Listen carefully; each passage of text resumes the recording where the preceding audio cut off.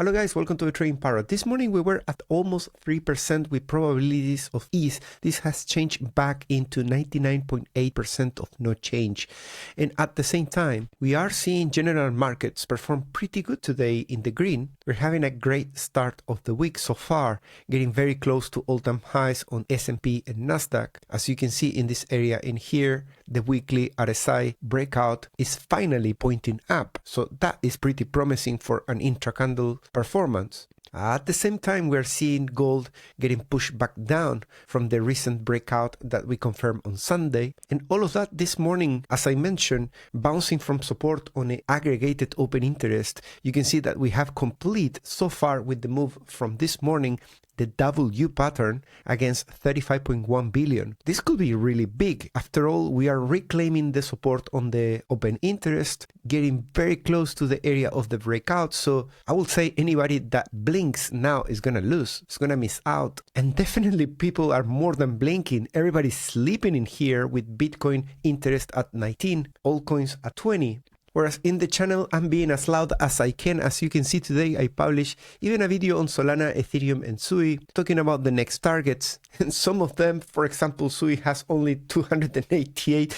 And I'm just laughing because later on, people are going to come chasing for an entry. And I'm going to say, you see that video with 100 views?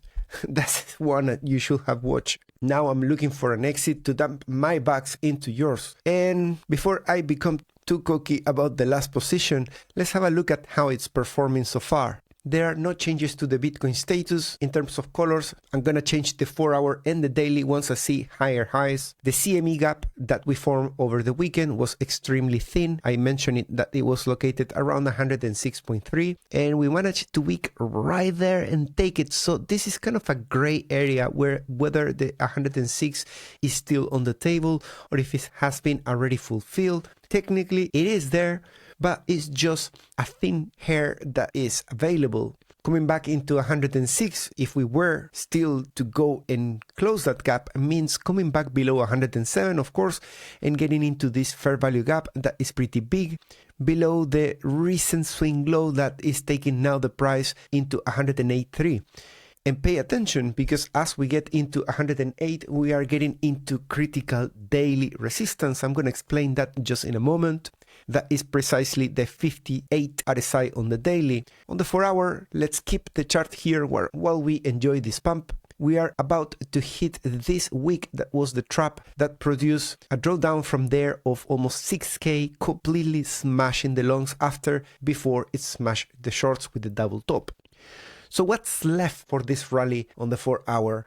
Well, after the breakout, successful retest on the white line that I just incorporate into the chart, we have some critical levels that we need to analyze. We have the 75.77, which is the next resistance that is coming from this downward sloping channel. We're kind of getting vertical in here, so the risk is huge. And I can bet anything that all retail is entering in this particular candle.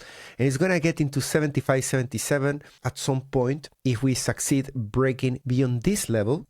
That is the previous support and the resistance that sends us back into hell. So now that we are precisely approaching that level, I want to see what happens. I have to say, I have been chasing this with a stop loss trailing. So if we don't hold in here, I might get stopped out in a decent profit, which wouldn't hurt really. If we carry on as parabolic as this momentum in here, the next thing that needs to happen is finally we need to put a higher high, even relative to the previous high. For example, if this can break and close above 110 point something around here, that will be fantastic. Luckily, in order to get there, we don't even need to break out. We just test the resistance of 75.77 and then voila, we have put a new higher high, give or take. So hopefully crossing fingers, that is an actual higher high. Before we have this higher high in here at 110.7 and before that we have 111 and 982. Ideally we want to break all of them and hold. So far we have that resistance around here that can get broken. We can push beyond that, but just facing that resistance and giving it a cute kiss is all we need to break this particular high, and that is already something. When it comes to the daily, we are right now, as I'm recording, hitting that resistance, very time sensitive, so I hope you don't mind hitting the like today so we can get into 1,000 likes while the house is empty.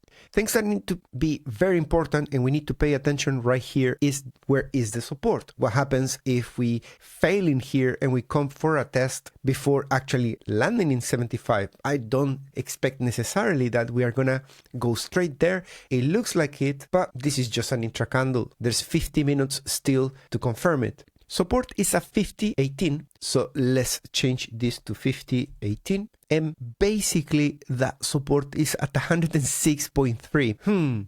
What do we have there? Well, we have that remaining bit of the fair value gap. So coming back for support means to come back slightly lower than that level and taking the CME gap, which actually on Binance prices will be around 106.3. Don't get confused. This is the premium 106.7 on CME.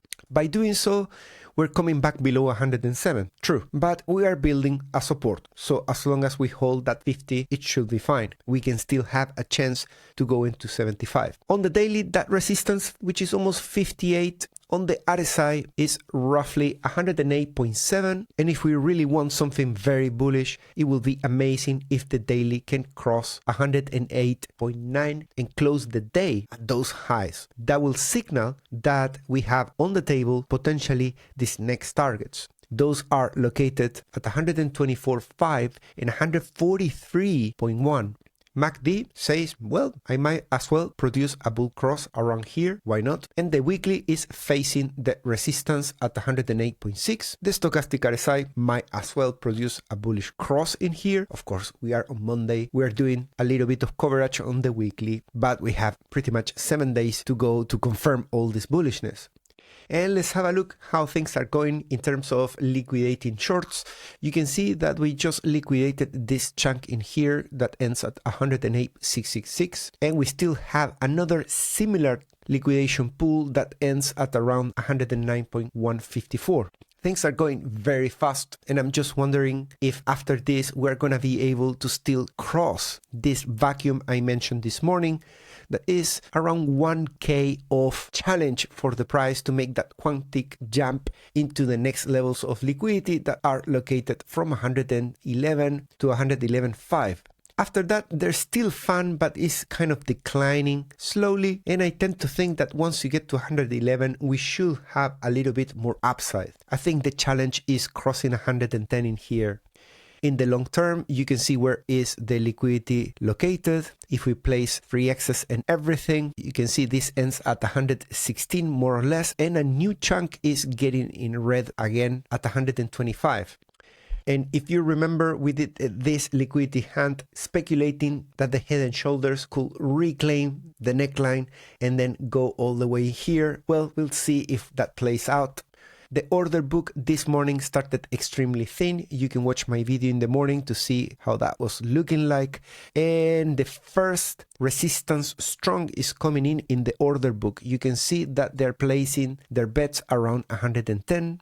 We got a bit at 109.3 and then immediately at 108.8. And that beautiful liquidity that we were observing this morning is right here, guys. So crossing fingers, we just go straight into that. We just pinch it, in which case I'm gonna put some attention because I probably need to move my stop loss even closer to the price at that point, expecting some volatility in there. Remember, that is with the mindset of a swing trader, not necessarily as an investor or holder. That is still the largest liquidity pool at 111.1. So let's work together in the next hours as market makers that we are, and let's see how things are progressing in the order book. You can see that the challenge is increasing as we go higher and higher. The ask is getting into that blue line of 0.11, which is very similar to what happened in this area.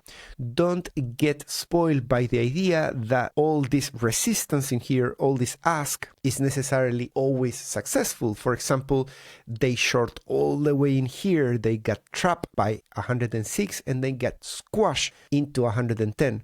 there is a good chance that this stops the price. And if it doesn't, it creates a bump for higher prices. So it's a 50-50. It's impossible really to tell what's going to happen.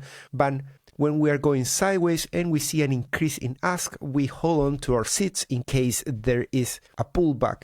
When we are in banana zone, that thing contributes to the fire. I hope you understand. I hope it makes sense, the distinction. Now, the key is to be able to know when are you in which scenario. And yeah, guys, remember that fat fair value gap that we were looking at a few days ago, that now is fully gone. So there are no fair value gaps to the upside at the moment, and price carries on in this way. So if we were to close a candle 4 hour, ideally daily, at these highs without coming back, with no interest showing in the 106 liquidity that is being left behind from CME, from fair value gaps, from RSI supports around this area, that means something. It means that we are kind of entering into a mini banana zone potentially. Let's let the chart confirm that. Thanks so much for watching. Remember, have a look at the menu and check what's going on with SUI, Ethereum, and Solana in the other videos. If you want to be absolutely up to date with every single move I do, join my Patreon. The link is in the description. Consider joining as an elite. So this Thursday, we can do TA privately in a small group. You can ask me any questions if you want to learn something or discuss a setup. And I'll see you tomorrow with the next update. Bye-bye.